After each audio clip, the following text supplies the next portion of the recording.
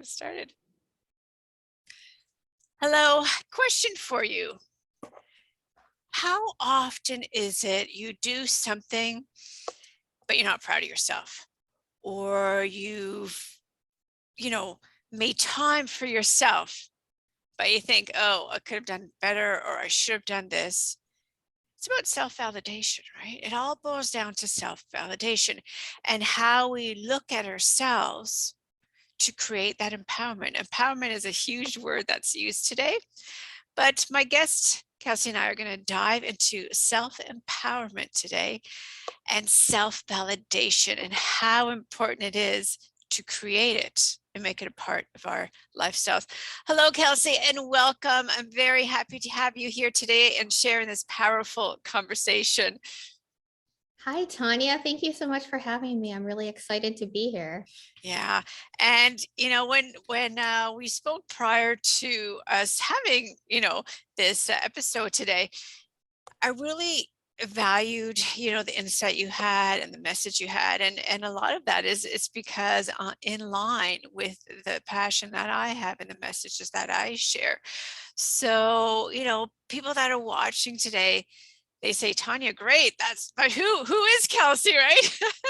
So Kelsay, can you tell us a little bit about yourself? What is it you do, and specifically a message that you would love to share with women out there? Yeah, I am an expressive arts coach and a professional writer and artist. And I also have been on this journey the past 6 years of embodiment, and I have become a registered Somatic movement educator.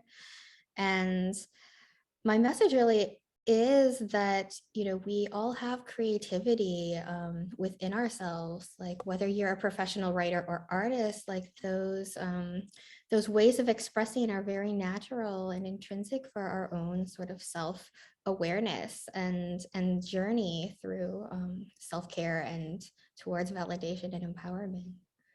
And do you feel as an artist too, it kind of comes to mindset, because a lot of women think they need to do a specific way to become empowerment, or they need to do specific things, or their own self-validation never happens. So from an artist point of view, do you agree as well that it's different for everybody, and how you choose to express your self-validation, whether it be through an art form or another form, is all dependent on you as an individual person, an individual woman? Yeah, I think so. I mean, creativity comes in so many forms, and how we choose to express that, or what is natural for us to express that when we're being true to who we are and really allowing ourselves to share all the different facets of ourselves. That's for me, that's sort of the focus of my work, and what has been the focus of my own self work too. Mm-hmm. And then through that work that you do, you mentioned, for myself as well.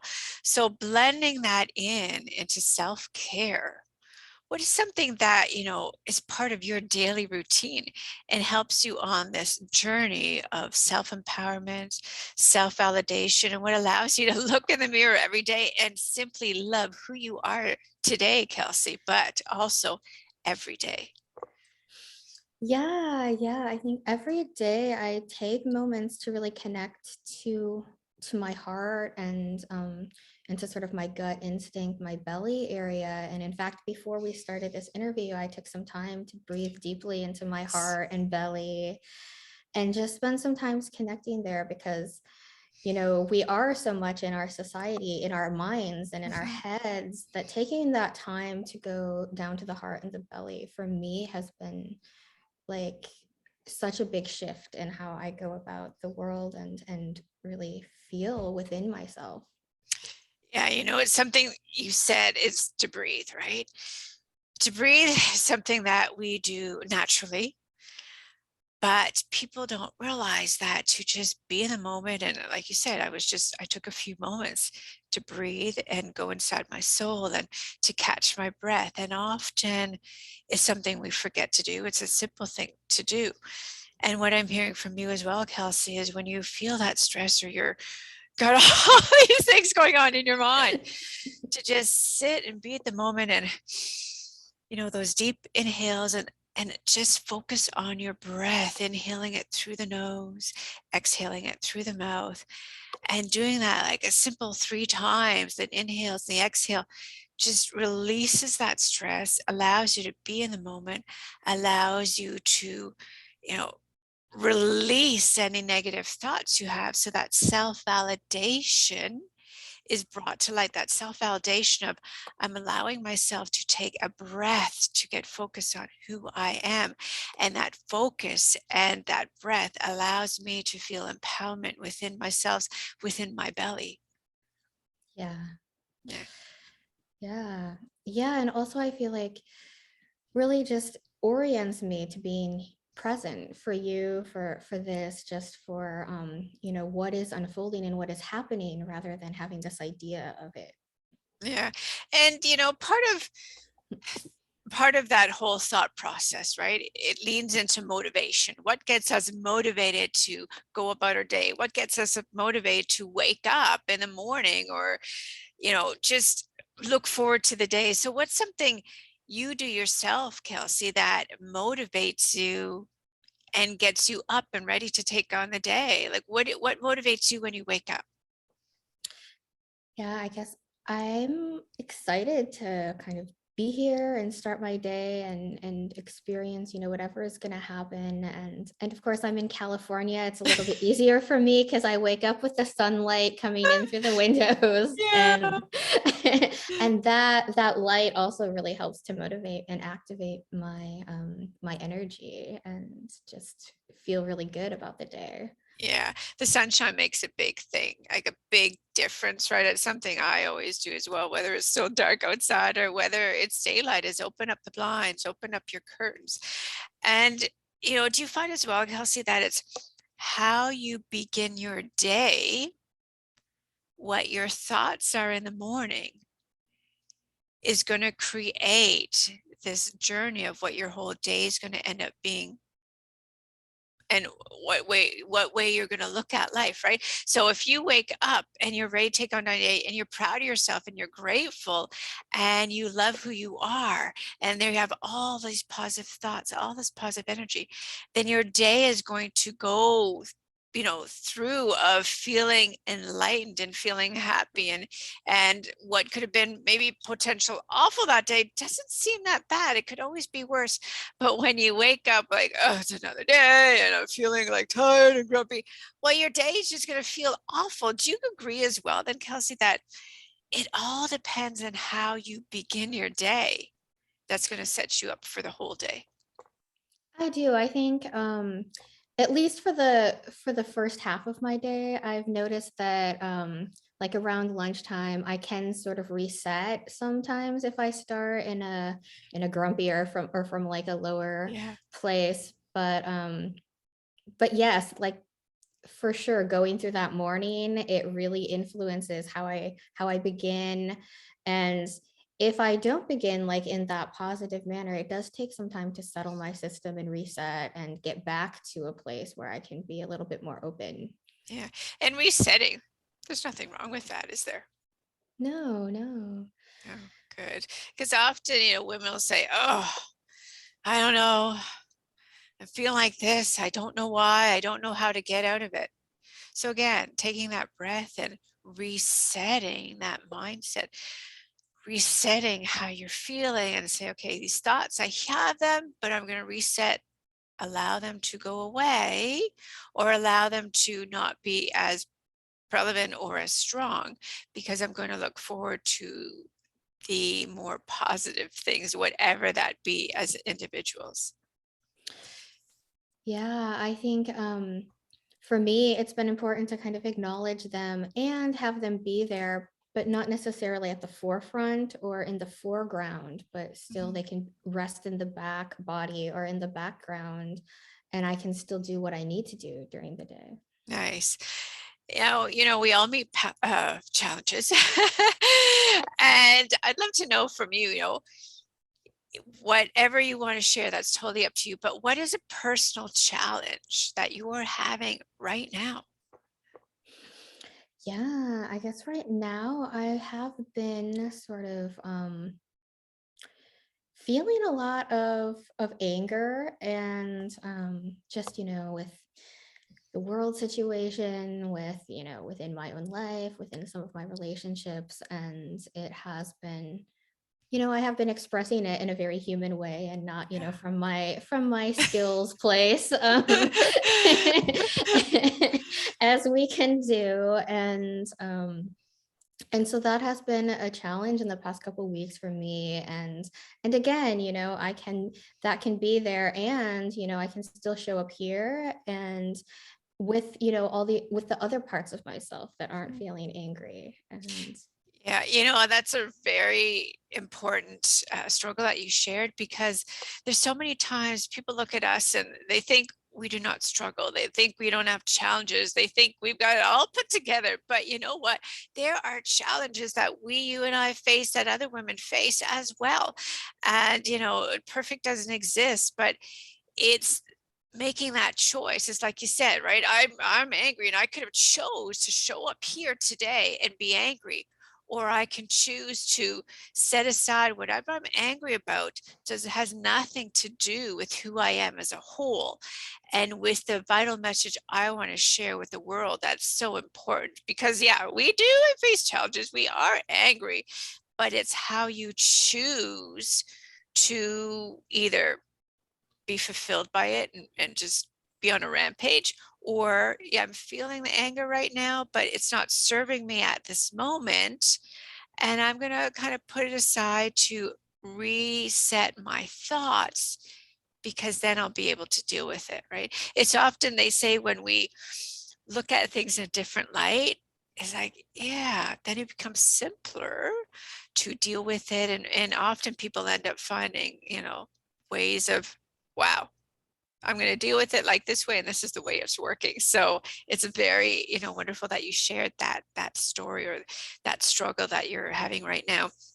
And a part of that whole mindset comes with whether we have a way of looking at life in a positive light, or we look at life always angry and with a negative mindset. And like you said, the world around us all is very, very angry, right? And people around us are angry as well. So what's something you do, Kelsay, that helps you maintain an overall positive mindset, whether it's around people or around the world? well, I have the luxury of being able to take time for myself. I set my own schedule and I make sure that I have breaks that I need to really, integrate, to rest, to relax, to just be, and not, be constantly doing. And in those moments, then I can hold my anger and I can be with it and I can meet it. And like I said, that having that time can really allow me to meet it and then to put it in the background so that I can then, do what I need to do next, because I have allowed myself to actually feel it and be with it. Yeah. I love how you said, make time for myself. It's something I just talked about, just today as well, is that we all have the choice to make time, right? Whether it's, 5 minutes, whether it's 2 minutes, whether it's 30 seconds, whether it makes 20 minutes, doesn't matter. But make that time every day to be in the moment and to feel what you're feeling, and to kind of help filter things out so you're not so overwhelmed. So again, though, that me time is validating yourself that you need it and you deserve it. And to honor that, I think, is a really, really important step that all of us need to take in life, and to make a part of our daily routine. Yeah, I really I do actually schedule it in and I take it. Like, I honor that because I know that when I don't, that then I am less able to hold the anger, and it does spill out in ways that I would not like, Yeah. choose to do. Yeah, right. And then Yeah. when you end up doing what you choose not to do, well, then that whole vicious cycle starts again, because then you're saying, oh, why did I say that? Why did I do that? Right? It's that it's never ending, and you end up spiraling downward. So yeah, I love how you said it doesn't, you schedule it in. It can be maybe at different points of the day, but the fact is that you do schedule it in. And it's almost, you say to people that your appointment, let's say with your GP, with your doctor, you would never cancel it.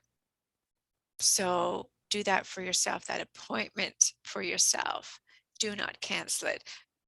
Say, I need to show up for myself during that me time and do whatever I choose for myself to allow me to feel uplifted again, allow me to feel deep within myself, allow me to breathe and kind of refocus with things again.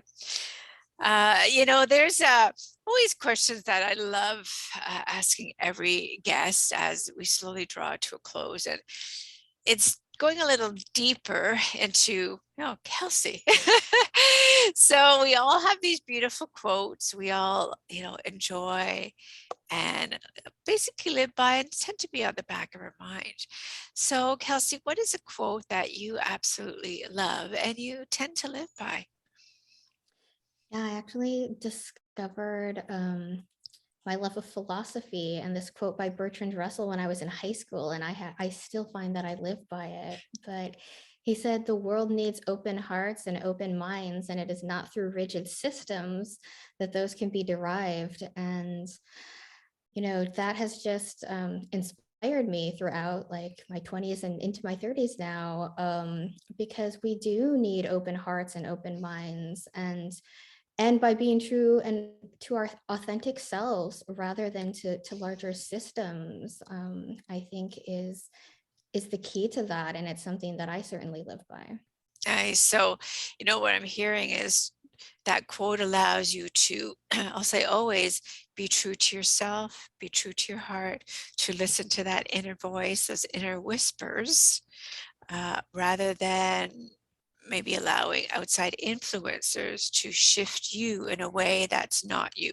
Be true to yourself. Nice. Yes. Nice. Advice. What's the number one advice that you would love to share with our listeners today? Um, yeah, I guess the advice that I would like to share is that, in times when there are struggles and when it is harder to hear those inner whispers that you mentioned, that, our soul, our true sense of ourselves, to what I have found is very helpful is to return to the body and to really hold shapes of openness, of allowance, of receiving. And when I hold those in my body, even just like opening my palms and receiving, Mhm. I find that it does shift things, and I can reconnect with those parts of myself. Yeah. And then, as you mentioned, when you open your palms, because that allows the energies to come into your body. Do you find it helps too when you you close your eyes to help you focus on your breath and allow yourself to absorb those bright, beautiful, positive energies? I do, and I also did that before this interview as well. No, that's good, right? Because Yeah. it didn't take long, right? It allowed you to just, okay, I'm going to take my breath. There's even, speaking of breath and feeling that energies, I've done it before, where I've come into, let's say, an environment where I felt really uncomfortable.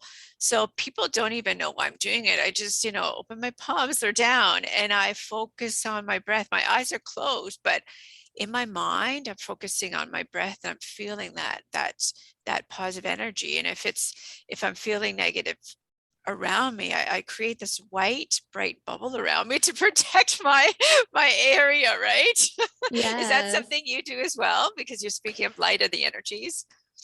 I do, and sometimes I change the color, like it might be Ah, purple yeah, or gold, yeah. or white. But yeah, just creating that bubble and seeing myself, and really myself as my highest self, that I really, that self that when I'm at my best, this is who I am, that I see in Nice. that bubble. Yeah. Yeah, beautiful. So, Kelsay, if this was the last day of your life, what is one thing that you would be grateful for? I think just being here, being able to, connect with others, even through Zoom, like we are, and just being able to go, live my day and experience, whatever happens. I'm really grateful for life as it's unfolding. Yeah, yeah. Life experiences, right? I love how you said that. That's beautiful, the life experiences, because the experiences is what creates memories, right? And it's when you have this whole shift in your mindset, we can remember experiences that were toxic. We can remember experiences that uplifted us. It's the mulling or the combination of both. But when we're on a higher level of self-validation, when we're on a higher level of loving who we are and having a self-loving, self-care mindset, positive mindset, then those toxic memories will be on a lower level than those really wonderful memories. So yeah, I love life experiences is huge, right? That's beautiful. So Kelsay, I want to thank you very much for your time and in sharing, your words and your thoughts, and what helps you shine and what helps you be in the moment, and validating yourself, and how to breathe and experience life, whatever it brings, and to keep you on this journey of where you're meant to be. So I appreciate that. And any last words or wisdom that you'd love to share with the audience today? I'm so thankful to have this experience happen today, and to feel, I feel such warmth and connection in my heart and my belly. So thank you, Tanya. Lovely, lovely. Thank you very much. And for those of you watching, thank you for being here, watching another beautiful conversation that I have with my guest, Mindful Conversations podcast. And remember, as you go to bed tonight, think about the best thing that happened. And when you wake up in the morning, either write it down or send out what you are grateful for, because gratitude goes a long way. Love who you are, everyone. Shine your bright light. This is Tanya Otterstein-Liehs saying, until next time, thank you.